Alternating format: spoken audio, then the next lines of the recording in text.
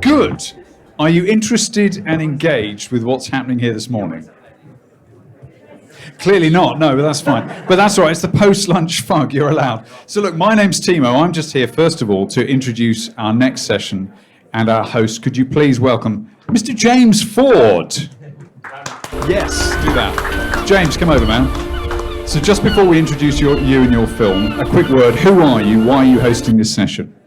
Yeah, afternoon everybody. So James Ford from the Solent Local Enterprise Partnership, or the LEP. My role is Business Engagement and Growth Hub Manager. So in short, my role is to support businesses to access a range of support and functions that includes funding that we're here to listen about today. And you've brought together a panel that are going to help discuss this, share some different perspectives on it, and then have a discussion, correct? Interesting souls all. Yes, we've got a wonderful expert panel that are going to give you a range of ideas and options around funding for innovation. Wonderful. James Ford, everybody.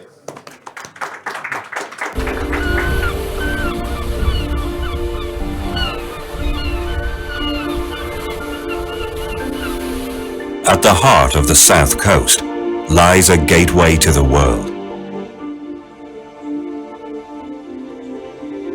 where the story of our trading heritage meets our trading future, where a new generation of innovators stand ready to take on the challenges of our times, to level up communities and build a better future for us all, where opportunity abounds, tourism flourishes and trade flows, and those who keep us safe proudly call their home, where our heroes proudly fly the flag in a region where Britain has always led the world. Connected by land, sea and air, one region stands ready to carry the ambitions of the nation as we set forth building new relationships, united for a global Britain. Solent Freeport, gateway to the world.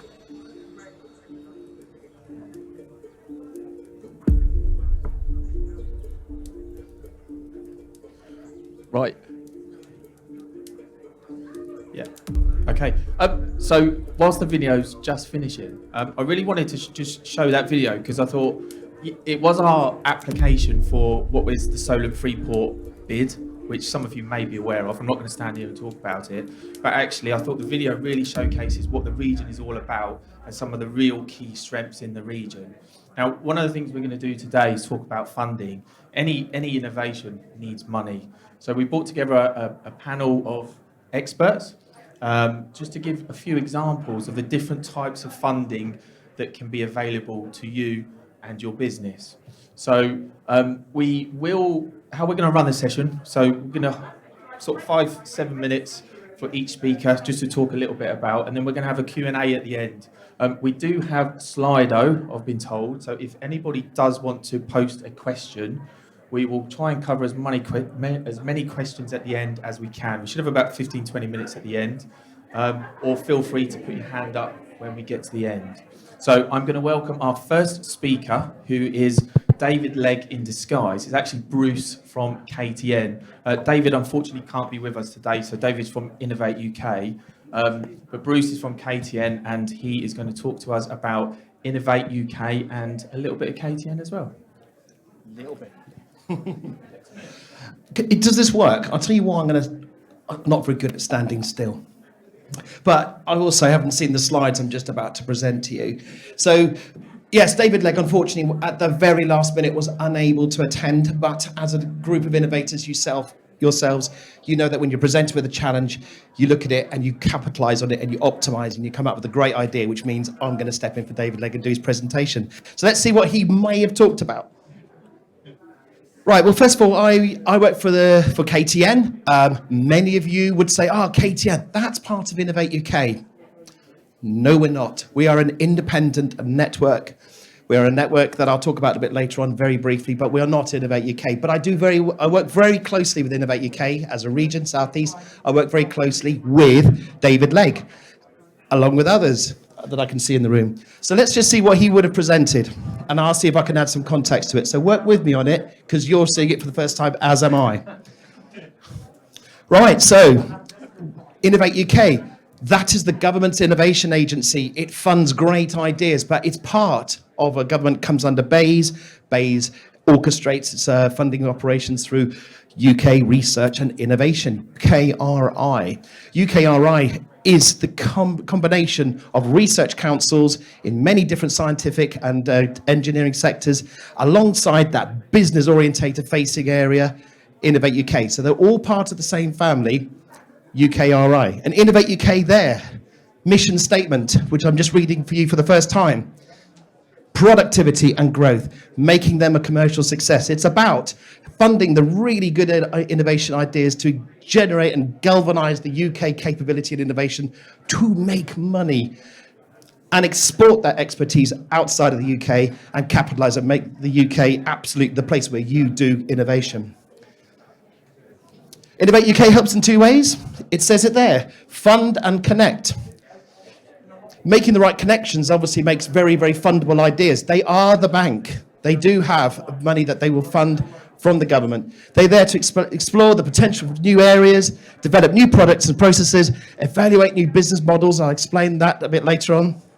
And also accelerate the process going from one idea to the other. But also the connection bit is also very important. Great ideas come when people collaborate and connect. And how you collaborate and connect and find those partners, new markets, we'll get on to in a minute. Innovate UK, funding R&D for innovation. It does grants, obviously. It does grants for collaboration between businesses and research organizations. The relationship between business and universities is critical. It does the procurement contracts for R&D and SBRI, Small Business Research Initiative. That's when the government's got a problem or a department within government's got a problem and the solutions are out there somewhere. SBRI. And innovation loans, we're going to talk a bit about that shortly. Luckily, we got the UK Business Bank here, which is good. And we've also got investor partnerships. Innovation support in the Southeast. Innovate UK is not just based in Swindon. They have now regional managers, of which David Legg is one. So they're really looking at the galvanization of innovation on a regional basis. Really, really important. KTN as well, looking at what is the regional way of going about a strategy. It's not just about leveling up. It's about what can we support in one particular area that will make what it's already good at really good. So the idea of having a focus on region is very, very important. And there is a little bit about what they're doing in the Southeast. To date, a number of grants, the value of the grants, knowledge transfer partnerships and projects. That's where universities have been worked with businesses to ensure that the university and its capability is actually now married into a commercial operation and adding value to that business. Talk about that maybe if I get time. And collaborative R&D projects. Some statistics there. How am I doing, James? I've never seen these before. It's not bad, is it? Okay, cool. Now, this is really interesting. This Innovate UK obviously have to publish where all the grants are particularly being laid out. In the Southeast, there is actually a little thing called DataViz, where you can, if you look, contact me, I'll send you a link. You can actually drill down to where actually Innovate UK have been planting their particular funded programs, and you can get details on every single one of those projects, and it's constantly being updated. But they don't just lay out the money and just forget about it. They go back and they visualize and they see what's going on, looking for impact. So smart funding, Innovate UK smart funding. This is where you're not really talking about sector-aligned challenges or very, very focused areas in particular sectors, which they would then publish, and only those that would see themselves as relevant apply for funding. Sometimes people just have got a good idea. They've set up this the smart funding program so that one can apply for grant funding that isn't necessarily specified in a particular sector, or it may be a sector that hasn't been addressed, but you want to have an application done now. So Innovate UK Smart Funding is one to look out for if you can't see where you can get funding from the programs that are currently published. Not a bad amount of money, up to 2 million. Local and national support. So the Solent LEP and Innovate UK, they're working with yourselves, which is good. This is looking like a particular example where they've done some particular bits of funding. The Solent Growth Fund, 50k to support expansions of business. They're looking at a definite lead on net zero particularly. So this would have been an interesting project because of the carbon lighting programme and so on. But they do have Innovate UK close relationships with the growth hubs. And I can see another one in the room here as well. So the regional impact and working closely together on regional programs with LEPs is particularly strong. Collaborative R&D grant. Okay, this is another example of particular investments in the southeast. Looks like they've been doing something with autonomous robots and underwater exploration, which we are very good at, aren't we, in the Solent? I understand. Excellent. And looks like some particular investments at that particular level. More good stuff. I already mentioned the Small Business Research Initiative. This is where, as a quick reminder, this is where particular government departments are looking for the small innovators and business innovators to get them out of a particular hole. It's usually rapid deployment of funding. And Googling that would be a quick release onto what government departments are looking for what. Innovation loans. Okay. Is this something particular that you would be good at? Probably no more than me. Okay, well, innovation loans. This is around where you've quite far up the R&D.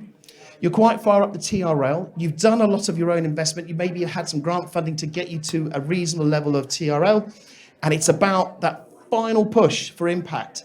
And the final push for impact is something that where a lot of people find it quite difficult to fund or even indeed think about what they need to be doing for that final push, like marketing and creating a longevity for the innovation program that you're doing. Now, the idea of an innovation loan is from Innovate UK would be that they will provide you with some funding to get you over those humps and accelerate the wheels. And it's very tolerable about how that business would then service that loan moving forward, as far as I understand. But this is how David would have explained it, with some examples of where they put some of the innovation loans into practice. Right, where are we going now? So the process of an innovation loan by the looks of it. Hey, speed it up. Okay. All right, I need to wrap up, right. Innovate UK Edge.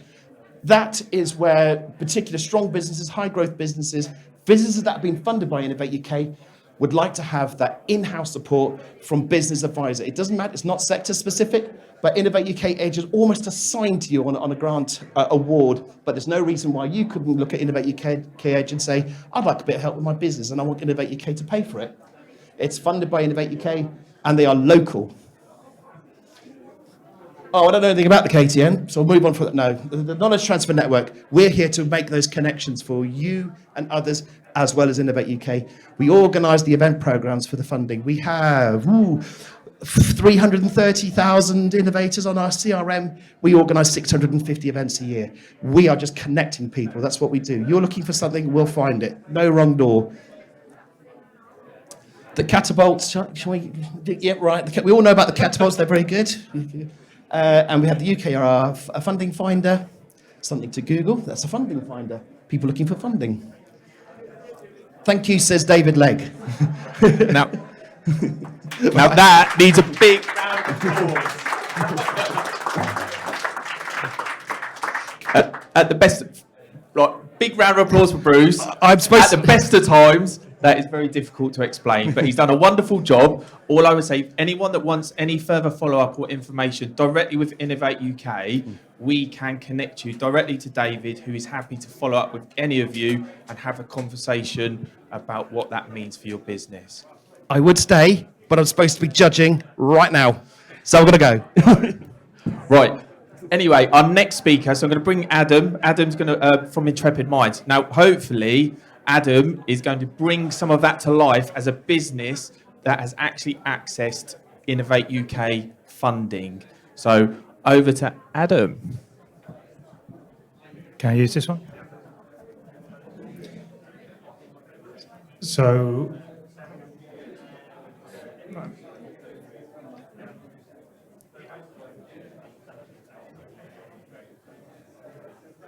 there we go. Right, so Intrepid Mines, a small company, started 10 years ago up in Warwickshire.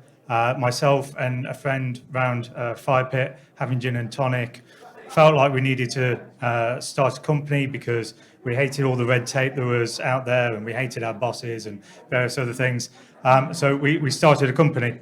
That was 10 years ago. The first thing that we did was to go to Innovate UK and put a proposal in for an autonomous boat, an autonomous vessel. Government liked the proposal, gave us £30,000 and said, get on with it. As innovators would know, men in sheds do wonderful things, men, women in sheds do wonderful things. And at the end of the year, we came up with a big black boat, which had no lights on it, no collision regulations or anything like that. So it was completely unserviceable, but got us down the road. And from that point, we had a bit of the bug. We do lots of different things at the moment, generally around R&D. But what we're going to be talking about today is predominantly the defence area, because we've got quite a few of the people either in the audience or around the corner that I'm going to be talking about. So just to give you an idea, when you start out in defence, one of the first things that you hit is this view that there's a lot of big companies out there. There's the QinetiQ, there's the BAE Systems, there's all these others, and you think, how the heck am I going to be able to compete with these guys? So we started off small, thin end of the wedge, and at the moment, the second picture down there is one of the projects that we're involved in at the moment, which is a Mosquito. So some of you may have heard of Tempest, the 6th generation fighter. Mosquito is the loyal wingman to that. There's two fairly big companies who are doing the other parts of the plane, Northrop Grumman and Spirit Aerosystems. But our little parochial company, based in Warwickshire, now also down in Dorset, is doing all of the systems that go into that thing in order to make it fly. That is a 5-ton aircraft, completely autonomous. And the company's only been going for 10 years. So we've got a bit of a heritage going right now. One of the things I just wanted to go through today was not so much around the funding, but the 3 lessons that we learned from the funding. So I'm going to go through those as 3 different case studies. Case study 1. You're not going to be able to recognise this, most of you, but this is our ground drone. This is the leading edge of the inside of a wind turbine blade. So what we do is we go out to different offshore renewable companies. They then put our little ground drone, orientate the blade, put the little ground drone in, and then that in complete darkness then drives down the blade and is able to spot cracks in the blade down to about 1.5 centimeters, which is pretty good, given that it's in a GPS-denied environment with no light, no spatial capability or anything like that. It's able to just drive down, drive up, and it does that whether it's in the Mediterranean or the Arctic or wherever it is. The reason I brought this up is because this is case study 1. What we found was you get 3 different types of funding.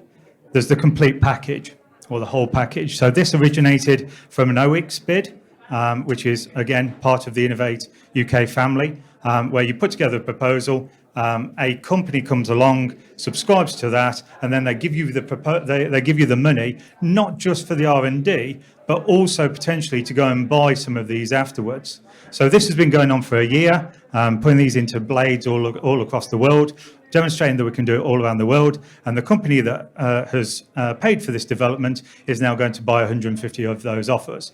That order then perpetuates a cycle, which then allows us to go into manufacturing. This is good. We like these types of projects, right? Oh. So number 2 is the valley of death. Right, everybody who's done an Innovate UK project will probably have experienced this. You go, you do your project, you get it to TRL 6, 7, somewhere around there, and then they go, great, brilliant, end of project. What do you do now? Now, as has already been talked about, there are funding mechanisms to actually get you to the next stage. But for us, we wanted to go it alone. we're very well aware that whatever money that we take out of these different bodies, whether it's a grant, a loan, or whatever it is coming out of the taxpayers' pockets, right? And one of the biggest things that we've been able to do with Innovate UK is all of the grants, all of the loans that we've had from them, they've progressed to a stage where we've been able to pay back in the taxes that we've got from the profits from selling these, the original seed funding, as well as create jobs in the local area, which is a good place to be, right? Innovate UK like that. This is an example of this. So this was our Striker drone. It isn't a DJI, it's got no DJI parts on it or any of the others. This was all completely built in the UK.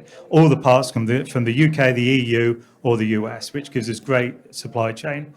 The entire thing folds into a backpack. It can carry 20 kilos. So that means that I can go out to defence and go and sell a crap load of these to them, or I can go out to mountain rescue or coastal rescue. We've done it in different countries, and the fact that this can fold up into a backpack, carry those things, and do that type of thing, it does refrigeration, so blood and things like that, has meant that we've actually been able to curve that valley of death and get through to sales without having to take extra money out of the taxpayers' pockets. You have to do that at some point in the innovation in order to get it to market. We've got 6 or 7 of these that we've done through Innovate UK, and at some point you just have to bite your tongue and go and do it. It is just the natural way of things. Right, case study 3, failure. Now, I'm well aware that I've got QinetiQ in the room and I've got DSTL around the corner. So we joined a framework that was very well managed by QinetiQ, and we took on a DSTL project to launch and recover drones off a boat. Now, this is obviously on a lake, but it was supposed to be 6-meter tides of this.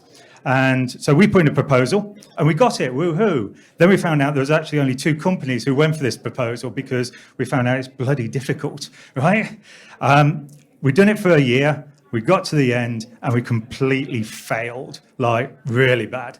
But out of that, we had the discussion with the STL, we had the follow-up discussion with QinetiQ, and we said to them, look, we don't want any more money off you. This is probably going to take us a lot longer than we thought it was, but we're going to put our profits into this in order to make it work, right? And again, this is what the likes of Innovate UK and DSTL and those guys are all looking for now. Have you got that heritage? Have you got that history of just doing stuff, even though it was difficult? All of that kind of turbulence, how are you able to get over it? So sadly, this drone died like several times in the water, right? But yeah, this project was a complete failure. After that, we started the development. We're now down in the Battle Lab down in Dorset, the Dorset Innovation Park. And one of the things that we're doing actually next month is launching and recovering these off ground vehicles doing 40 mile an hour. So it's not the turbulence of the water, but it's launching off one vehicle and launching onto the other. And they're 4x4s, so we haven't got a lot of room for error. In January, we're going back out and we're going to be going onto the water just off the coast of Poole, and we're going to be doing this in sea state 3 or 4. So, not your 6-meter waves, but, a little bit less, about 3 or 4 meters. But we've done it, right? We've proved it, and in the majority of the cases, this now works. Why is that important? Because people get to see that even though you've taken the money, even though you've done the innovation, and even though you've absolutely failed, you've got it across the line. So from our perspective, we can go into future funding rounds and we can say, yeah, okay, we may be successful, we may fail, but ultimately we get it across the line. And as long as you've got that kind of willingness to do that type of thing, you find that the innovation, the Innovate UK and the other innovation agencies are very receptive to you doing another project, to the extent that, DSTL, frankly, could have turned around and gone, you're a small company, you don't know what you're doing, goodbye, right? We're currently on 3 other DSTL projects, right? I couldn't put it up because of sensitivities, but one of those was a 3D printed jet fighter that we launched on Friday, right? We did that. That is something big that the UK is going to be able to take account of. And it's because organizations like DSTL are able to see past those things, see what you can do, and then move on. I don't think I've got any more slides. No. Thank you.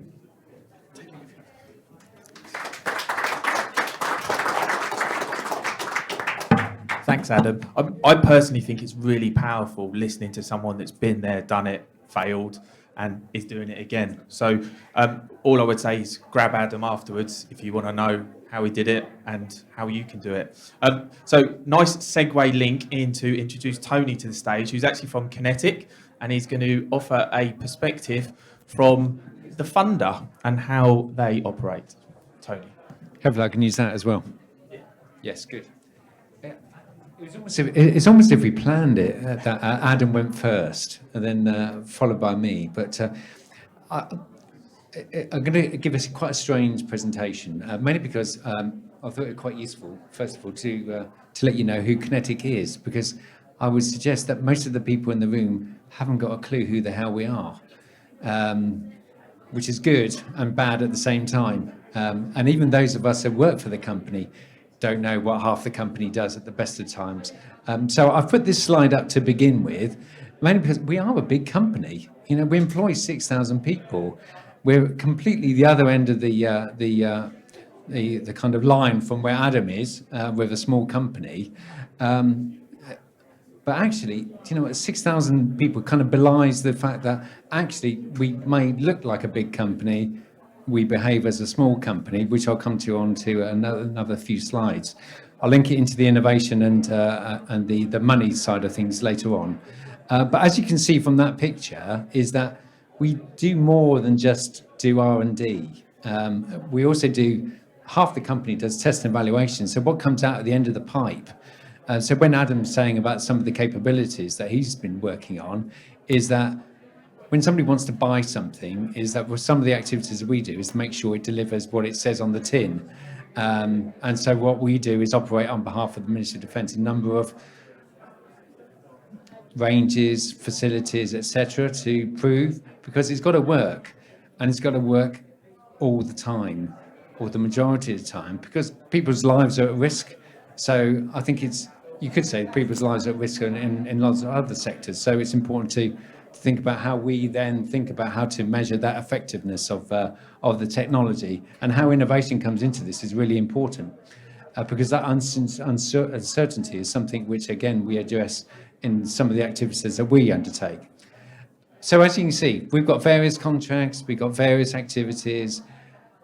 We're a big company, and we operate internationally, and it's worth saying from a regional perspective as well, is that we operate down in the South as well. So we've got offices in Portsmouth, in Gosport.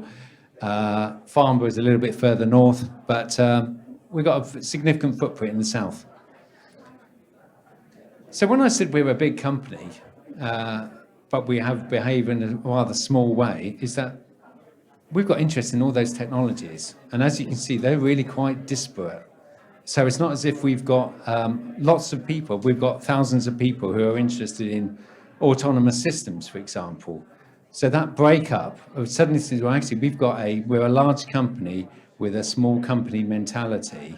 And also we've got a very special place in the manufacturing and space as well with regards to technology, which is why it's really important that we think about the smallness of the technology, the smallness of what the defence and security industry is from our perspective. So again, that's just repeating what I said on the first slide. This is where we are. We don't just look at, you know, research and how the new technologies are going to be. We work out how to evaluate it for the front line and for the Army, the Navy, and the Air Force. And we got various methods in which we can do it. We come in at any point in the innovation cycle as well, from early stage research through to that test and evaluation piece. Do you know what? I've run out of slides, but I haven't got run out of talking, because the fact is that innovation funding, there's an awful lot of innovation funding out there at the moment now from a defence and security perspective. Adam mentioned DSTL, most importantly, is that there's a whole slug of money which is coming up through DSTL. It's fed out through various research frameworks which are run on behalf of DSTL by a number of industry partners, QinetiQ is one of those. So it's important to be engaged if you think some of your technology can be exploited into the defence and security sector. There's a lot of money available, and it is 100% funded. I think that's the other thing as well that's worth noting. I would say the only thing that is something to be aware of is that it's not always the case that the money is there. Is that sometimes the money might be there. And so sometimes, betting your life or betting your future of your company on some of that funding might not be a good idea unless you are certain of either influencing where the money is going to be spent or having something, as Adam has highlighted, something really quite useful, which is a benefit and can be seen as being maybe a step forward in terms of the way that that capability can be developed and introduced into the operational space. So that's really quite important. So I said there's a lot of money, and there really, really is a lot of money out there at the moment now. In fact, hundreds of millions of pounds over the next few years. Some of it is coming direct from government.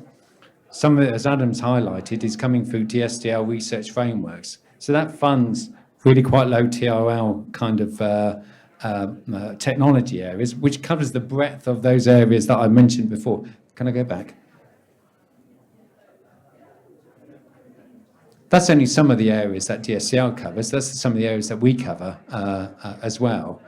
But the breadth is really quite large. So DSDL is well worth looking at. And they're running a number of events. It's worth highlighting. I feel as if I'm speaking about half of mod at the moment. But they're running a number of Searchlight events over the next couple of months where they're talking a lot more about how a wider engagement could be had with industry and so on. So it's worth looking at those up. Searchlight, DSDL, and they're running, I think, 4 or 5 events up to Christmas. So I think that's worth bearing in mind. The other organisation, it was also downstairs, Defence and Security Accelerator. Again, they're a little bit more focused around a specific need. They run specific competitions. We take part in those competitions as well because it's a way of maturing our technology.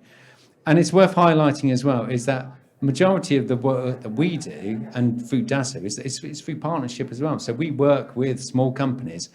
We weren't able to work with Adam, I should say, but that's not to say we won't be able to work with Adam again in the future. But we work with small companies and we don't have to always lead those opportunities. Sometimes it's that third-party organisation that has the idea that might be applicable into the defence area and might be suitable for a DASA type proposal. We can do that. But sometimes what we can do is that somebody like, I'm picking on Adam, like he's, but Adam brings something and we bring something and together we might do something together. That's really the approach we take with regards to partnering, etc. So it's worth mentioning, again, DSDL, DASA are important routes for the future. I think the other thing as well that's worth highlighting, again, it's something we're quite very supportive of from a QinetiQ perspective, is that we're also involved with the Knowledge Transfer Network. So we're part of an advisory group on defence and security to identify where the overlaps are between commercial R&D and defence and security R&D. So we're engaged with the KTN on that side of things. And one of the routes which is being promoted currently is something called the Innovation Exchange, IX, KTN IX, which has been used to date for commercial challenges, but earlier this year it was. Do you know what? That is my phone. Excuse me. I normally have silent. Where was I? Thank you very much. So IX. So just last week, BAE Systems are looking to use the Innovation Exchange route around its mission systems, maritime mission systems, to say, well, actually, do you know what? We've got this problem at the moment now. We haven't got a clue what the answer is. Can you help us? So again, Innovation Exchange is another route for funding for the future. So as I said, defence and security has got an awful lot of money out there. It's just knowing how to get it. And it's not always that simple, even for a company like us who are, kind of born and bred into the defence and security sector. It's a really quite complicated landscape to know where the money is, who's spending it, when is it being spent, what is it being spent on. So my parting words is that if you really, really want to engage on the defence and security side of things, make yourself aware, because there is money there. If your technology has a kind of exploitation more than just the commercial, and it might be on the defence side of things, consider it. The only thing to say, just consider the commercial market is very different from the defence market, is sometimes the volumes and the volume of revenues are not necessarily as attractive as the commercial market, but it's still relevant enough for a lot of the technologies we're talking about. And Adam has highlighted a lot of his technology is both used in the wind sector as well as the defence sector, as well as other sectors as well. So I think it's very thinking about imagination. And from a QinetiQ perspective, this is what we're really interested in as well. We're interested in, from more so on the defence side of things, and with some organisations we work more so on saying, actually, you've got a bit of technology which could be exploited into the defence market and we can help you. So it's a slightly different view of the innovation landscape, but it's just to re-emphasise, again, there's an awful lot of money out there if we know how to get it and why you need to get it. And talking with somebody or some organisations that are in the field might be the best way of achieving success for everybody. Is that okay? Perfect. Yeah. Perfect. Thanks, Tony.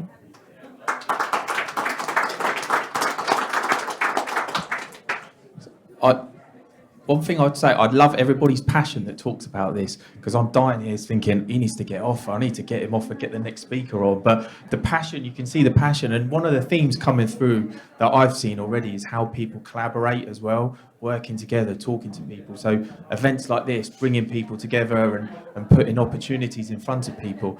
The last thing I would say as well is innovation is not just about defence. It cuts across so many different sectors, and perhaps just bring Susan in here, who can maybe talk a little bit broader and what the role of the British business bank is as well. Thanks, James. I'm glad you said that it's not all about technology and defence, because I'm not talking about that. But what I wanted to do today is just enlighten you perhaps on the British Business Bank and what we're here for and how we fit into the whole funding ecosystem. I'm one of the field managers at the British Business Bank. My colleague Paul is sitting there, covers the southwest of the country, and I cover the southeast.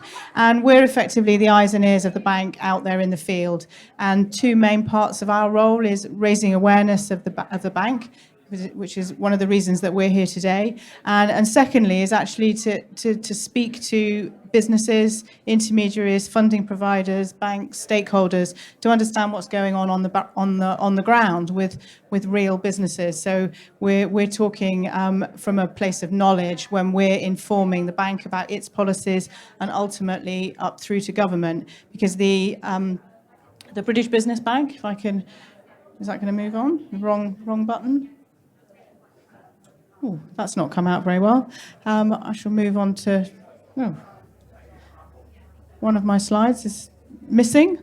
The British Business Bank is the UK government's economic development bank, so fully owned by government but managed independently.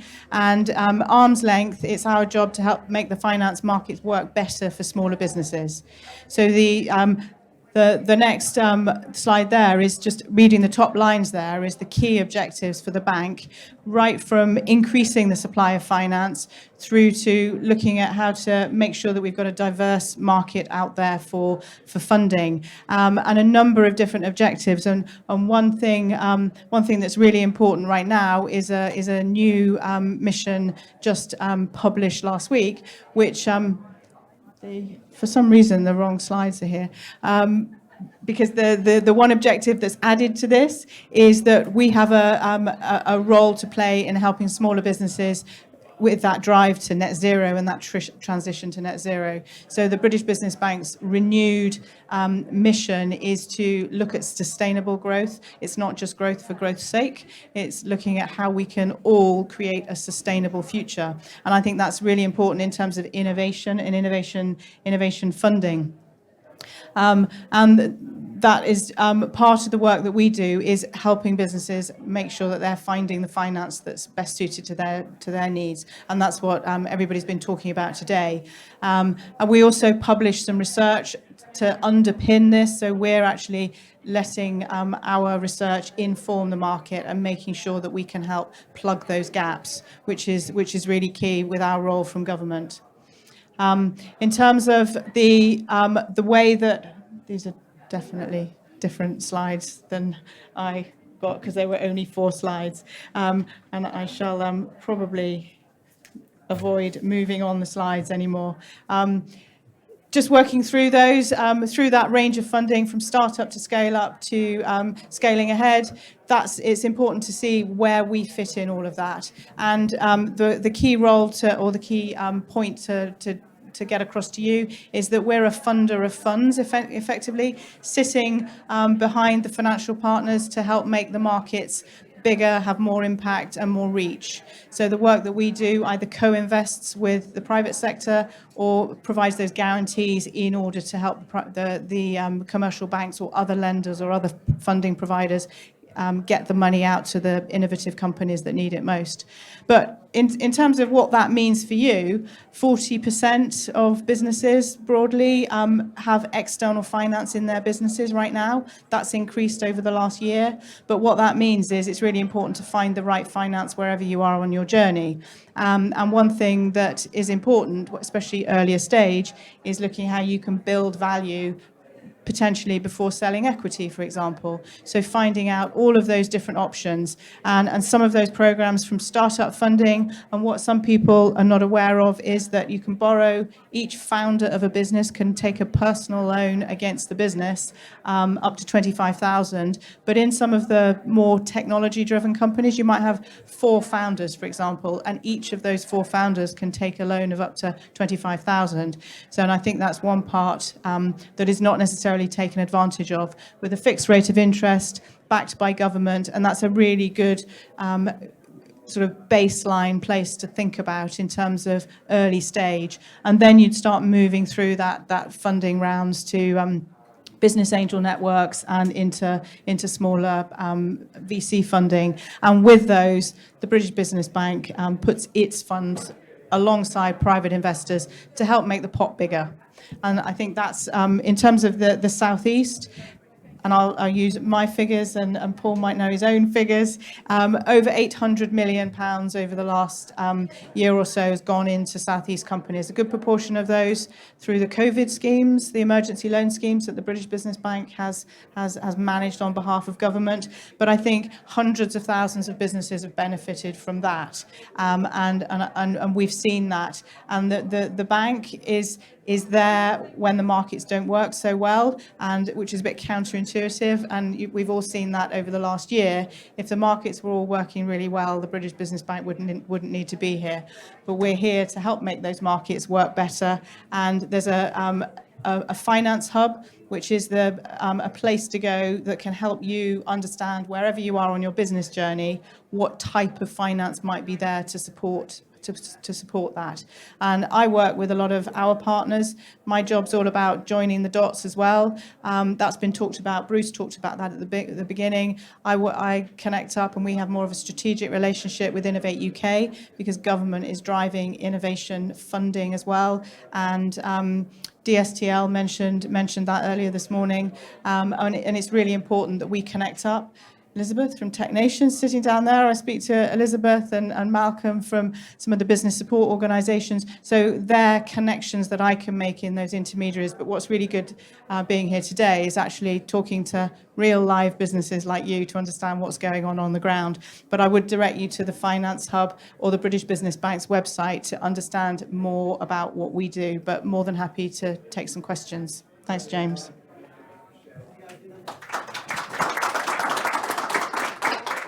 Perfect. Thanks, Susan. So lots of different options are starting to come through. Now, going to welcome Ed to come and speak. Who's going to give us a slightly different option in terms of how to find money, I suppose, and reinvest it back into innovation. Ed. Thank you. Yeah. Before I give you an overview of Catax and what we do, I just want to share a story with you, which is a perfect example of a company that is developing an innovative solution.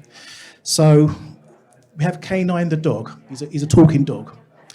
He walks into the butcher's and he says to the cashier, "I'd like those 4 pork chops, please." The butcher is looking and says to the cashier, "Did you just see that? That's a talking dog. He's asked for 4 pork chops." The cashier's not that bothered because there's so many other people on the line waiting to be served. The dog walks out and says, "Thank you, kind sir," and goes to the bus stop. The butcher's amazed.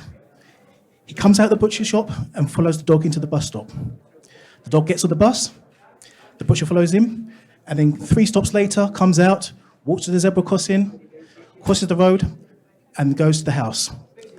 He walks into the house and the dog's ringing the bell. He rings the bell about 3 times. The owner finally comes out to open him and starts shouting at the dog, "Oh, you stupid dog." The butcher is just confused. He's thinking, "Sir, this dog is amazing. He can talk. He went to the butcher's. He ordered the pork chops. Why are you upset with him?" That's the 3rd time he's forgotten his key. That is the world of R&D.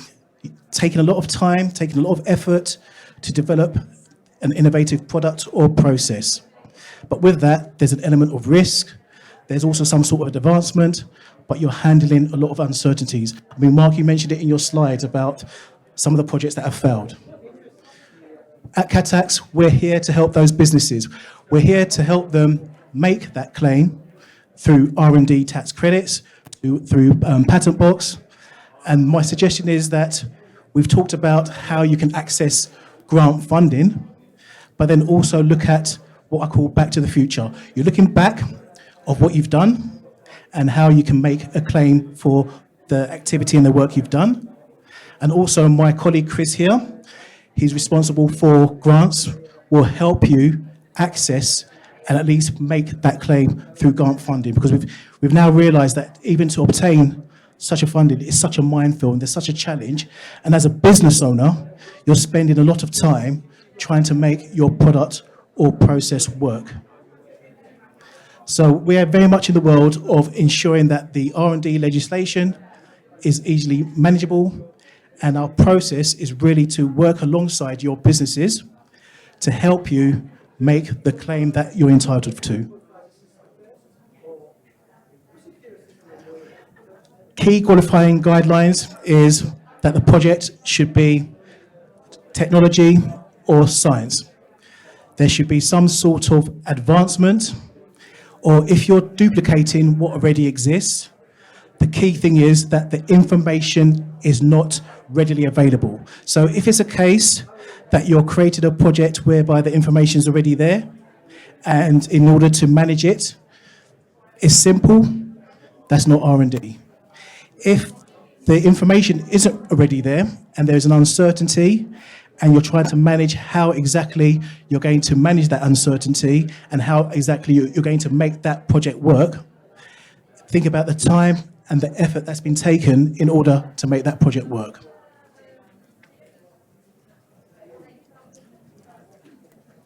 Essentially, I've got six steps here.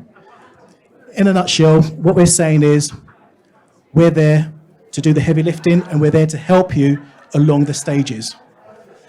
We want you to focus on what you do well, and we're there to assist you make the appropriate claim. We're there to assist you to analyse and make the appropriate costings in order to claim for R&D.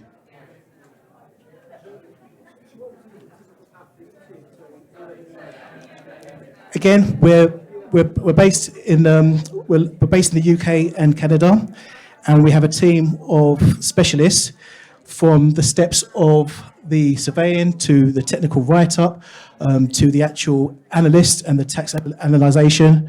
So we've got the mechanism and the support mechanism to help you with your claim. Any questions? Well, yeah, thanks, Ed. So, quick round of applause. Come on. I think Ed's done well. I think he's got a tough gig sometimes trying to make tax credits and tax relief sexy, exciting, and fun. but they're definitely there. So what we want to do now, we've probably got about 10 minutes, is just open it up to the floor if there's any questions. You've got a team of experts here willing to answer any questions. So hands up. Any hands up? I can get the ball rolling because I've certainly got a few questions. Yes, at the back.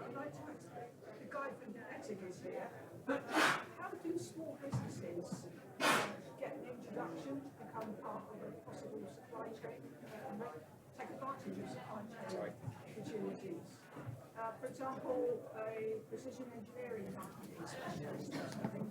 So, how would they go about that? What's the best way to do that? Well, I was going to say, so for the research frameworks that we operate on behalf of GSTL, for example, is that there are contact points that's available on the web. But I can provide those separately, but it's open to anybody and everybody that wants to join that and sees there's an opportunity for their company to exploit those research. I'm going to say Adam made a point in regards to the fact that it's not the only way to skin the cat. And obviously he took part in one of the research frameworks on the maritime services side of things, Progeny, is that he found another route. So I think that's the thing to emphasise, is that there's one route with regards to research frameworks, but there are multiple other routes that can also be pursued. Does that make sense? I can talk to you about that afterwards as well.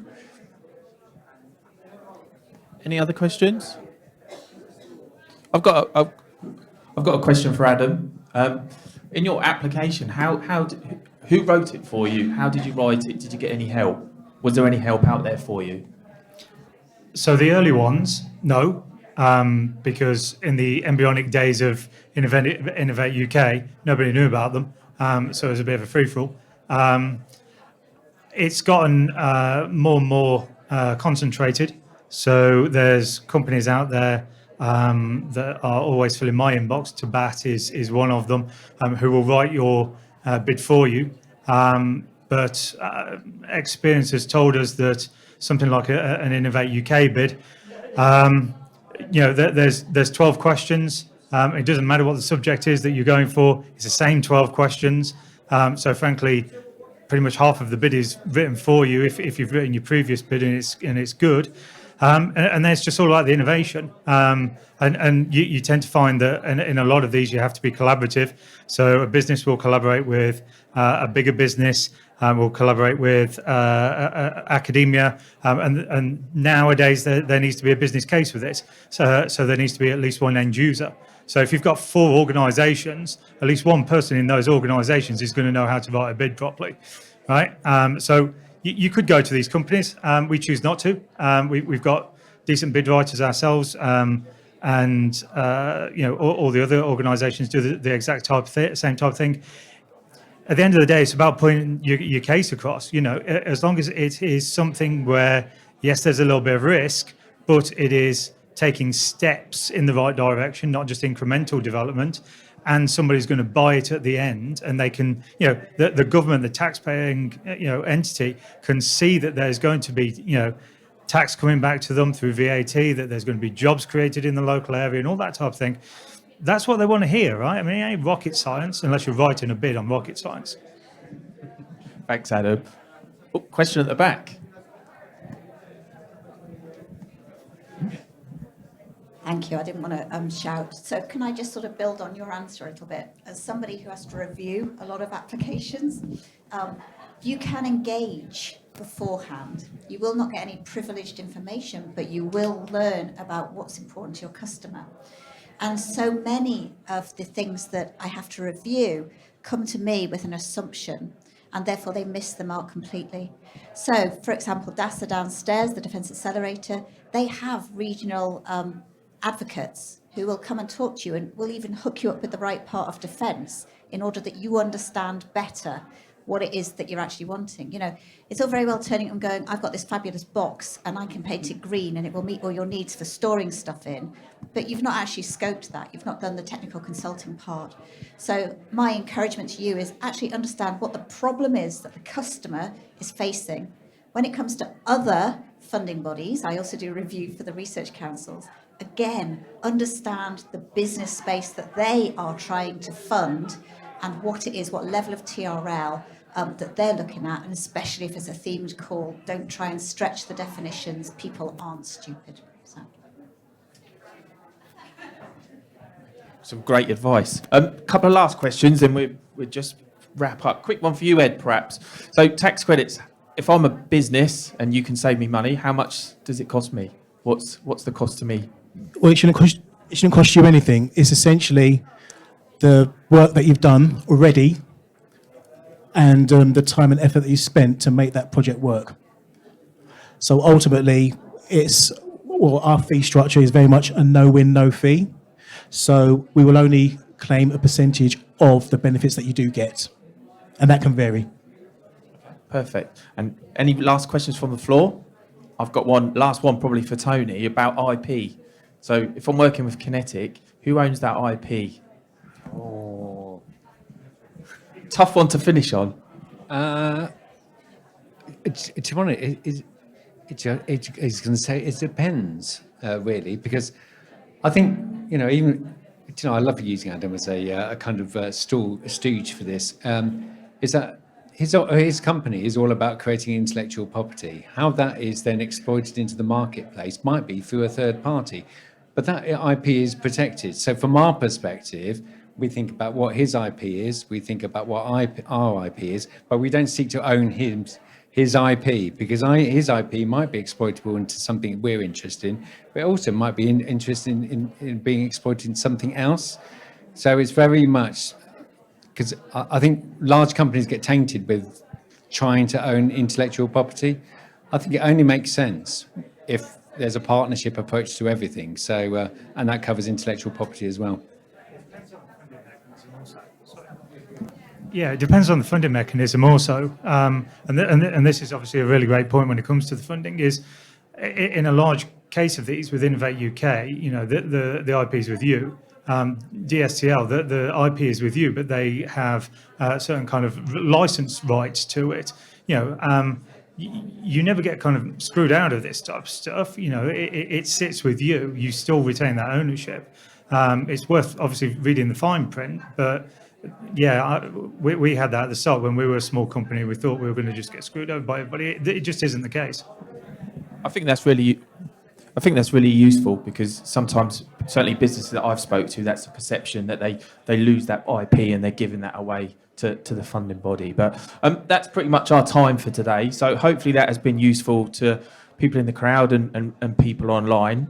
We will all be around for the next couple of hours. So, like I said, come and grab an expert and take your chats. Go for a coffee, and hopefully you can all enjoy the rest of your afternoon as well. Thank you.